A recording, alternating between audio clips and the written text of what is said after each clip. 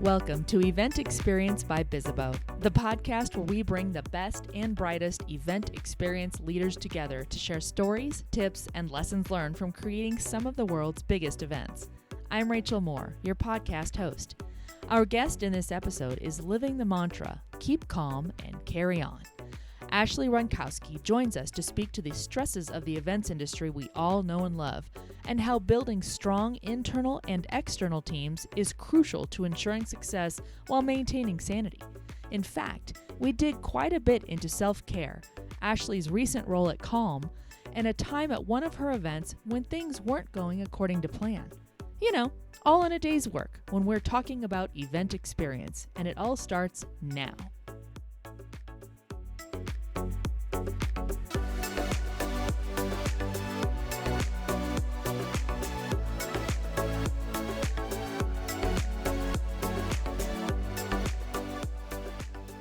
We have a great guest on today's podcast episode. She's got vast experience in social media, in marketing, in event planning. She's definitely really been immersed in the events industry, particularly recently, and we're going to hear about how she continues to do that. She's been the marketing committee chair for young professionals in Minneapolis. You've also been marketing, global marketing. You had your own freelance social media management company, which is awesome. Most recently, she has been heavily immersed in leading events for Annapolis, also for Xperity, and most recently, Calm, which many of us should be familiar with, the Calm app. Now, Ashley, I'm going to pause there because I know you have a little bit more to expound on that, but everyone, please welcome, as you're listening, our guest, Ashley Ronkowski. Thank you for joining us on the microphones. Hi, thank you so much for having me. I am super excited to be here today. I'm very excited too. And as I mentioned, and again, anybody can go look through your LinkedIn profile and see a lot of what I just shared, but we're definitely diving more into you and learning more about you as we do this. Can you name an item that you forgot for a work event that caused you some panic? I can't really name like a specific item, but I really like to be prepared for whatever might happen. So I have a little event kit that comes with me to every single one of my events. And it's got your basics like pen and tape and HDMI cord, like stuff like that. But it's also got like Advil, mints, Band-Aids, deodorant, an emergency, like all these things, because sometimes you literally aren't leaving. You're not leaving your room at the event. You're not leaving to go to the store. You don't have time to do a delivery order. Like you just need something right now. You can't run to the front desk. So having some of those like little items, they always make me feel like I'm prepared. I've got it. And then some of them are quirky, but it's like come in a really great way, come in handy, shall I say, multiple times. And that comes with me to every single event and trade show. So I've got like a few of them if we have events at the same time. Kind of funny. I think that's great. People probably taking notes being like, I got my thing too, but you just named off some stuff to add to theirs. So that's awesome. Yep. How about, is there anything that you're listening to, watching, or reading these days that you cannot put down? I am a library nerd. I know a lot of people are probably going to laugh at that, like you can afford books, but in my opinion, you don't need to spend money on a book that you're going to read one time, and your tax dollars are going to the library. I've been really into Ellen Hildebrand lately. I just enjoy like light beach reads, something that's enjoyable, maybe a little romance, but not like too mushy. I think I watch a lot of the Bravo shows, so if you're a Bravo fan, hit me up. I probably watch most of them. Although I did try to read the Housewives book that was written a few years ago by a blogger, and I just couldn't get into it. Let's see, though. For podcasts, obviously, I enjoy event podcasts like the Bizabout podcast. On a personal note, the Blonde Files podcast is really interesting. It's more about like holistic wellness, and she has some other tips in there. It's great. And then I'm a longtime fan of the Skim. People, if you do not read the Daily Skim, you are missing out. It's not only a great like daily newsletter, just have high level news and like keep you in the loop with people, but also their podcast 9 to 5-ish is awesome. And then lastly, I guess most recently, my friend and mentor, Nicola Kastner, she just spoke on a podcast. I guess it wasn't recent, but she spoke on a podcast about starting your own consulting business.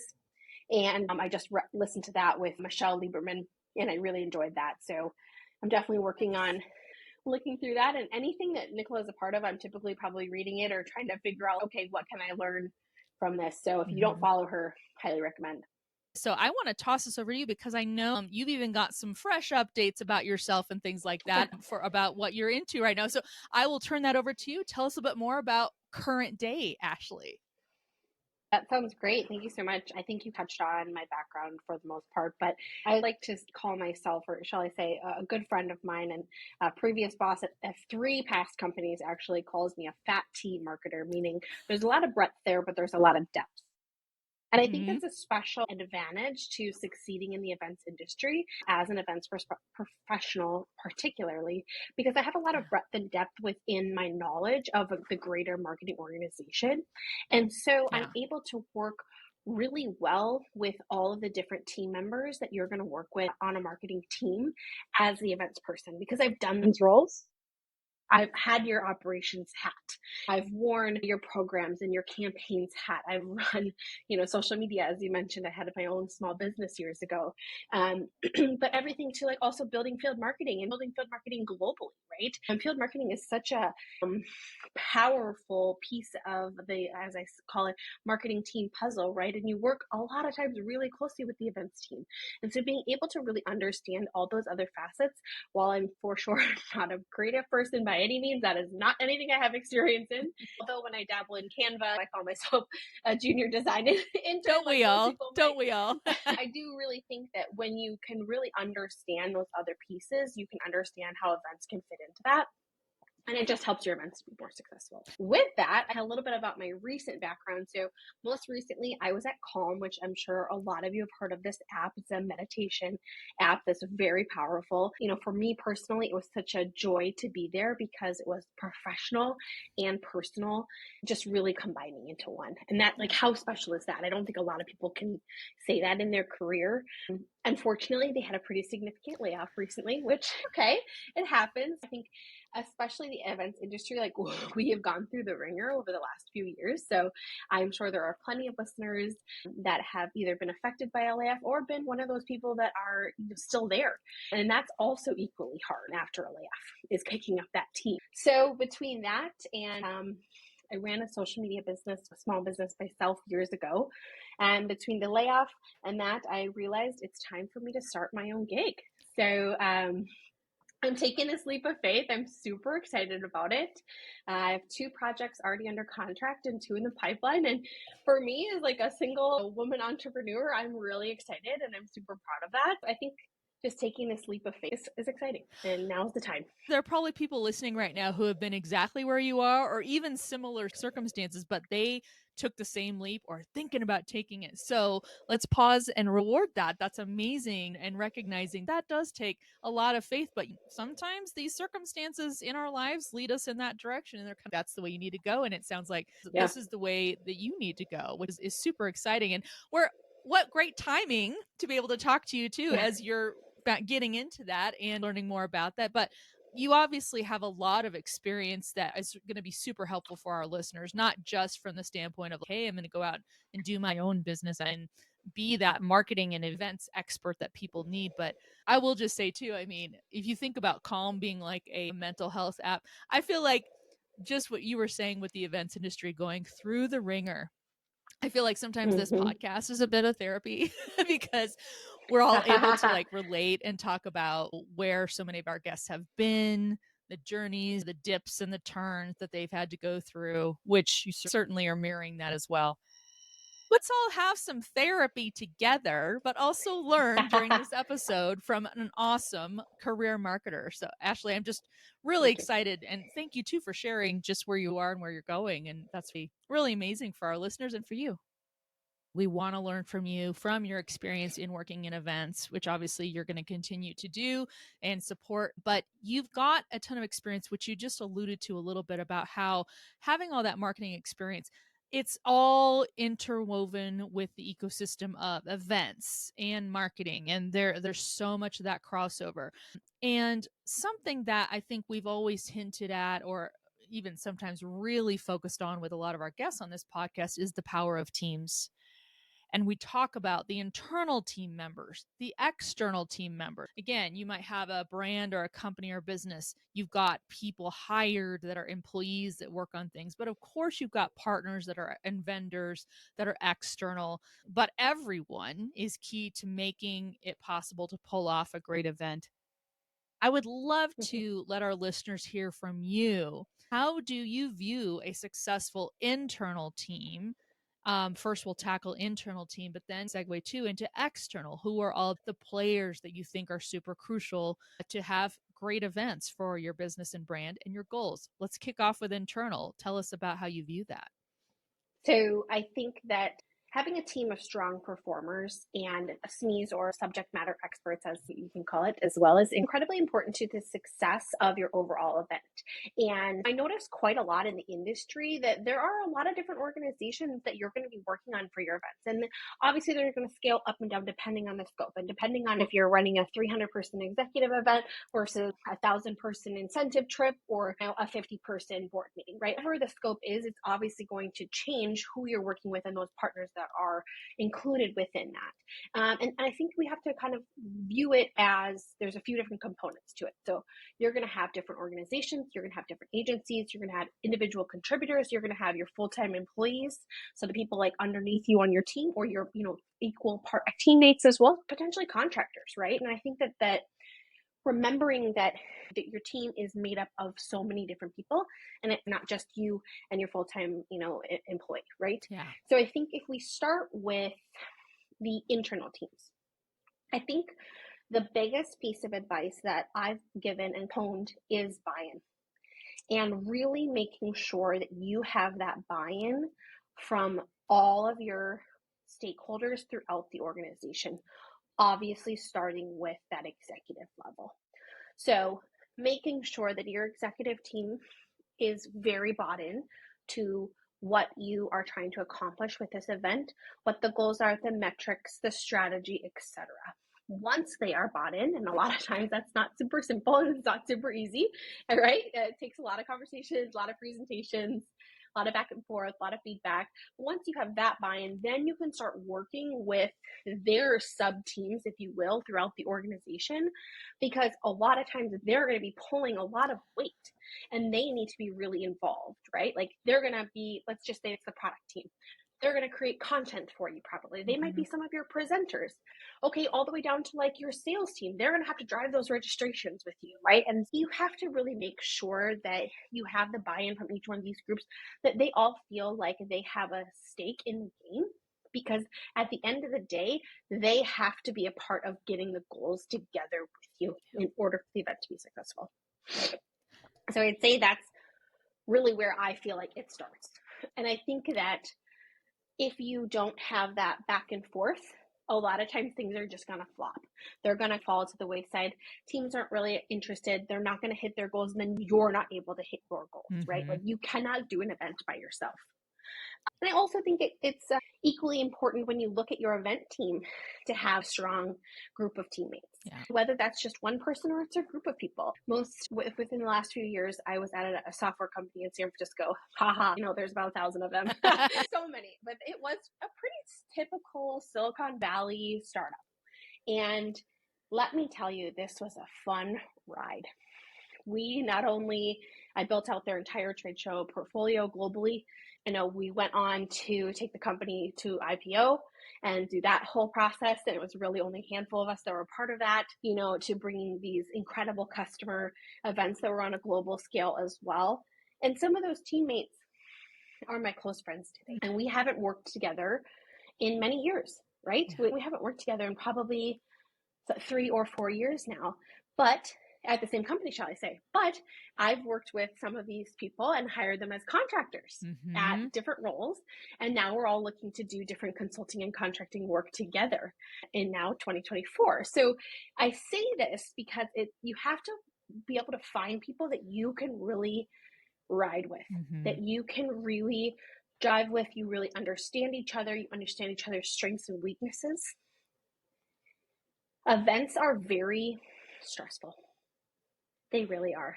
We are in one of the most stressful industries. You look at that stat, I'm sure everybody's seen it, and it's emergency responders, and then you see the event people, right? And we all laugh about this, but it's true, like it's very high stress, it's very high pressure. And I think if you can find those people that can yin and yang with you, it only helps to build the success of the program when you're looking at it from an internal perspective. Yeah. Yeah, I actually was just having a conversation with my significant other this week because I have a family who has worked in medicine, and I actually worked in my administrative career for an EMS agency. And you are so right about the stress level. These people, there's party hard, there's work hard, but there's also recuperate hard. You just talk about the mountains of stress where we've interviewed people like yourself and several guests on our show. They talk about like they're putting on these super high stress, high deliver events where everything is hinging on everything going right. Now, maybe it's not life or death, but it feels like it. And so I really appreciate how important it is then to have that team and how bonding it is. Like you said, you work with people in that kind of light and in that context, you're gonna have lifelong relationships that you'll continue to pull on. And as you just mentioned, you are doing too. You want people you can rely on. I 100% agree with you. And things are going to go wrong. Yep. In events, something always goes wrong. And it is not possible to plan the most perfect of perfect events because something will go wrong. Whatever it is, something will happen. And so I firmly believe like preparing for the best, expecting there are things that are going to go wrong. But if you have that really solid foundation and that really solid plan, you'll be able to overcome whatever happens. And back to the team piece too. We used to do peaches and pits every night when we would close the show. And we would get together as a core of teammates. It was not only the event team, but it was like also like our really, really tight team members. I'm like the director of creative services. Like that person was a part of the team. The executive communications vice president, like they were a part of the team. All of these, there's a few other individuals that were a part of that, but it was a very small group of us. And sharing in the highs and lows of your day. And also like getting together afterwards in your sweatpants in the hotel room and like enjoying finally sitting for the day, and maybe it's your first meal of the day, hopefully not, but when you can have those moments and get through them together as a team and still want to be around each other, you found something special. We'll be right back with more event experience after the break. Hey event professionals! Do you want to hear more from the industry's top event experience leaders? Don't miss out on future episodes of the Event Experience Podcast by Bizzabo. Hit subscribe, drop us a review, and share this episode with your friends and colleagues. The Event Experience Podcast by Bizzabo, where events come to life.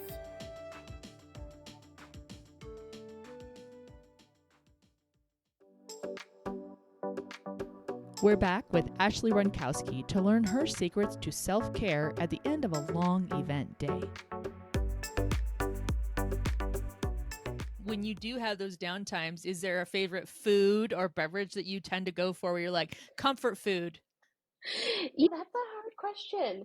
I typically eat relatively healthy, and I also, being a healthy individual holistically is pretty important to me. Making sure to work out, a decent amount of sleep, the food, alcohol, all those things, it's important. But sometimes you just can't do it all. I'm not getting a workout in when I'm doing my events, right? It's just not possible. You are working out actually because you're on your feet. That's right. For like 23 out of the 24 hours, but you're not literally on the elliptical, if you will. I'm a tequila gal, so like a Paloma is my shtick, but not too sugary, typically good, or like a little Sauv Blanc. I always make sure I have the drinks that I like at my events as well. But also still supporting your customers. Typically, if we have a customer in the alcohol business, they're featured somehow at the event. Of course. Food wise, I don't really care. Like I'm a salty gal, which is funny because my maiden name is actually Sour, so everybody thinks I do amaretto like sour, whiskey sour. Yeah, something or like Sour Patch Kids. Yeah, those are pretty good. But yeah, I don't really go to a lot of unhealthy foods, I guess, in a pinch when I'm like exhausted, because I actually feel like more exhausted and like more worn down if I just sit there and have an entire large pizza. Agreed. Nobody feels good after that. Even though Papa John's garlic sauce is really hard to argue with that. Yeah, I tend to, I right? think I like Ben and Jerry's fish food. I Yeah. love that stuff. I'm glad you brought that up, where it's like, hey, I got to take care of my body so I can perform the next day. And yes, I can relax, but I maybe don't want to wreck myself before I need to apply myself the next day. Yeah. No, absolutely. And I think there's other events people that'll laugh when I say this, but like I have specific shoes that I wear, and they have an insole, and they're like a nice leather tennis shoe. Like they don't look like an ugly, I'm going to go on a run tennis shoe. They look a little bit more professional, but I've got like my extra padding, and I am a very light sleeper. And as an events professional, you're always on the road. We've got that platinum Delta status, right? Or more for some people, I'm sure. But I travel with a sound machine, with a face mask, with the earplugs, with the essential oils, like all the things, because sleep truly is paramount. And when you are running these events, you're up at 4 a.m. and you're probably not going to bed till midnight, right? Like you don't have much of a window sometimes until you hopefully build out your team that you can lean on, and so that everybody can get some rest. But you might not always be able to get your 8 hours. What are external teams like? How do you view them? Who are the vendors and the external folks that you think are key to executing great events? I think it really depends on obviously the scale of your event and the scope, and you're going to scale this up and down. But if we just think holistically, your external teammates need to be as strong as your internal teammates.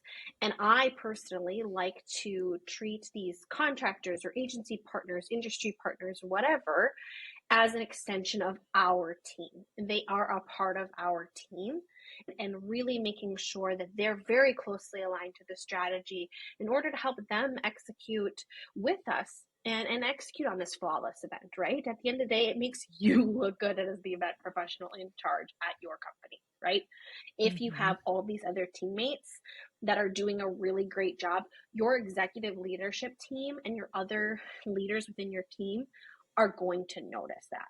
So I think some examples here: strong AV partners, a DMC that you really trust, visitor bureau, a great expo leader, for example, that maybe they run their own company and maybe this is a sole proprietor, and you know that they're a SME in the industry and they're going to make your expo floor shine so that your sponsors are super happy and your attendees are really excited and they're really engaged. So it's a win-win on both sides. Maybe it's also like working with an event strategist that can come in and poke holes at the strategy that you have aligned on and help get your strategy for your event to the next level. It's having those people that know your program really well and are bought into that success. But sometimes you're also a really small team and you're spread really thin. So maybe it's hiring a contractor or someone else that's a sole proprietor that is a really great executor. They don't really need a lot of instruction, right? Like they don't really need to be in the weeds, but you can give them a task and they can go and run with it, and you know it's going to be executed on flawlessly. Now, a lot of times these partnerships are built over years and through community and through meeting each other and talking in different forums and Slack communities and LinkedIn and all these other ways. But I really do think that once you start to find those people, you can really plug and play them in different events and really help you out. Like recently, I've been working on an incentive program, and I'm like, oh, I need a contact in EMEA for these 2 hotel brands because I'm not getting anywhere. I'm not getting any traction. And I immediately reached out to my network, and boom, I had a contact. And that only happens by building these teams and building these communities and friendships and working together. This is such a great running thread through our discussion, that power of that community, of the events community. It's hard to quantify how valuable that is to be able to rely on that community in the times you need it, rather than, it's not like we have phone books really anymore, but trying to go Google it yourself. And it's so much better when you can get somebody who can personally refer you to somebody. 100%. And we always joke about that. It's like, oh, let me get my Rolodex out. Like I'm too young for that, right? Like I didn't have that. I know. They're not even around anymore. I know, probably not. But I do appreciate it. And I personally like write that stuff down, and I have like my own files that I save things. But truly, I am such a collaborative person. Like I thrive on that. That's why I love this industry so much, because I found other Yeah. marketers and other events professionals like myself that love to do that too, and just share, hey, have you thought about this? Or, oh my gosh, I saw this at an event. This was incredible. Like, how could I use that in what I'm about to do? And I think there's just so much power in that, and it's just so fulfilling. And that's why I have such a deep, immense passion for this industry, and what a special thing to do. And one of my friends and mentors, she also talks about how rewarding it is to give back to the industry, and it truly is. It's a lot of fun. I don't know that I've ever encountered another industry where it is so tight knit and so supportive. I get reminded of it every week. It's just to hear that too. So those of you listening, you're in the best industry as far as, like, there is a camaraderie, there is a community, and there's always room for more. Can you share a story or an experience about how your internal and external teams were able to make the impossible possible, or at least better maybe than you even had planned? Yeah, I think it's hard to pinpoint a specific example because there's so many out there, but I think I'll choose one and I'll give two sides of what went well and then what didn't go well. About a year ago, I was running about a 400-person executive level event in Miami. Who wouldn't love to be in Miami and Florida, especially for cold weather people like me? So we were noticing, if everybody remembers back in early 23, the market took a shift, and companies started to pull back a little bit more. Right? We started to see some layoffs. We started to see budget cuts. We for sure saw T&E budget cuts and event spend. And while the appetite for attending in-person events or events in general, even if they're hybrid or whatnot, was there from the audience, the budget wasn't always there. And we were seeing a bit of a decline in what our expected attendance rate was going to be. With that, obviously, that affects quite a few things. When you don't have the registration numbers you need, that affects your hotel pickup for your hotel block. It also affects your projected revenue, right? And then you have to think about how it affects your sponsors. If you tell your sponsors you're going to have 300 to 400 people there and you have 100 registered, which wasn't the case necessarily, but just for example, that's a big problem. Right? You are very much so under delivering what you are promising your sponsors.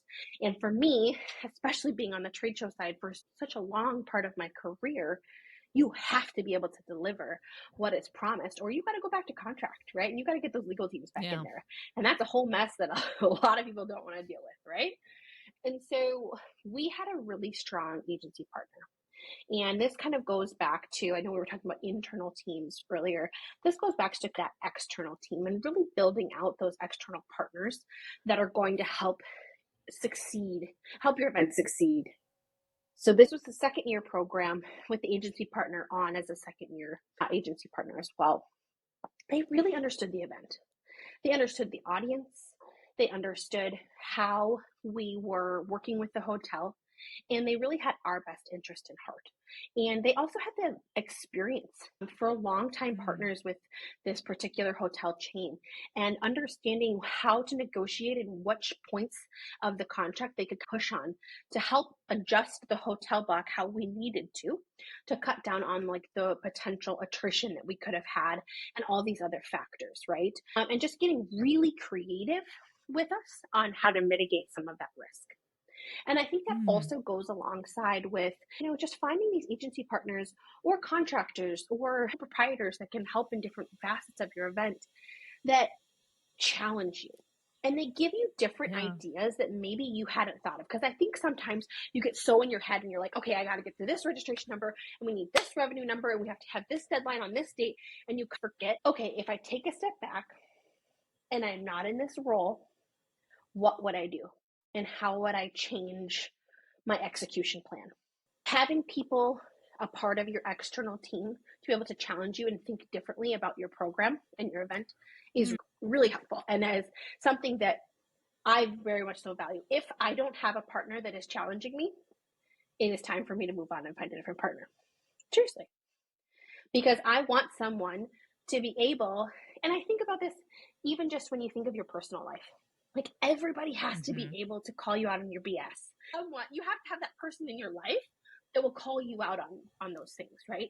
And I think it's really important to be able to lean on people to challenge you to think differently. That's great. Where can our listeners find and follow you online? This is a hard one for me because, as mentioned, I am starting my own business and it's very new. I just filed the legal paperwork only about 2 days ago. So in the interim, LinkedIn is definitely where I'm still active. So LinkedIn /Ashley E. Sauer, which was my maiden name. But in the future, obviously, look out for a post announcing the official name of my business and website. Would love to connect with the community. But regardless, really appreciate your time. And I hope that others in the industry not only found this valuable, but like I said, if you have different opinions or different suggestions, be a part of the conversation. I'd love to learn from you as well.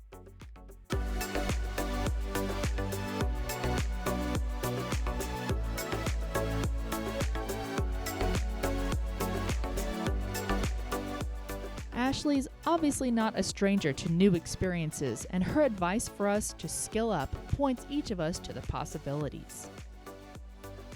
So I would say that be open to the different growth opportunities that your career might take you, and don't be afraid to put yourself out there.